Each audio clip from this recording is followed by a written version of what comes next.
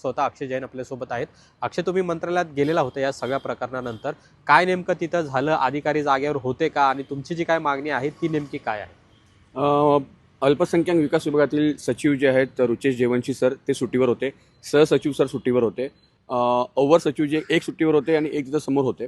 त्यांच्याकडे गेल्यावर विशाखा आढाव म्हणून मॅडम आहेत, त्यांच्याकडे गेलो. म्हटलं मॅडम, मला ह्या संबंधित जे आहेत जे काही आपल्या मागच्या 3-4 दिवसापासून झालेलं आहे त्याची मला फाईल हवी, मला काही माहिती बघायची, म्हणजे माहिती हवी आहे. तर ते म्हटले, मॅडमांनी आधीच सांगितलं की सर माझ्याकडे याच्याबद्दलची काहीच माहिती नाही आहे. जे संबंधित अधिकारी आहेत या विभागातील अनुप कुडव आणि मुल्ला साहेब, तर मी दोघांना बोलून घेते आणि तुम्ही त्यांच्याशी चर्चा करून तुम्हाला काय हवं असेल तुम्ही त्यांच्याकडनं मागून घ्या. त्यांनी असं करून हात झटकलेत. अर्धा पाऊण तास थांबलो मी. ते जेवण करत होते. परत अर्धा पाऊण तासानंतर पिऊनला सांगितलं तर पिऊन म्हणतो की ते वॉशरूमला गेलेत आणि हात धुवायला गेलेले आहेत. तर परत अर्धा पाऊण तास थांबलो. जवळपास 1.5 तासानंतर माहिती मिळते का ते अधिकारी दोघं निघून गेलेले आहेत. आता पहिला मुद्दा, त्याच्यावर जर माणिकराव कोकाटे यांनी जर स्टे आणलं होतं तर स्टे आणल्यावर ती स्थगिती कोणी उठवली? नंबर 1.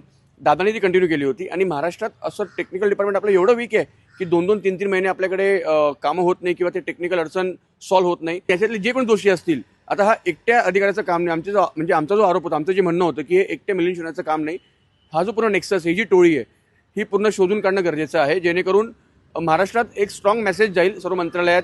जे काही अधिकारी, आता आपण बघितलं असेल परवा जिरवळांचं, या पद्धतीने त्याच्यावर एक कुठेतरी काही प्रमाणात का असे ना फरक पडेल. मंत्रालयातला जो कारभार आहे तो किती पारदर्शकपणे चाललेला आहे असा प्रश्न आता या ठिकाणी उपस्थित केला जातोय. अमोल धर्माधिकारी, लोकशाही मराठी, पुणे.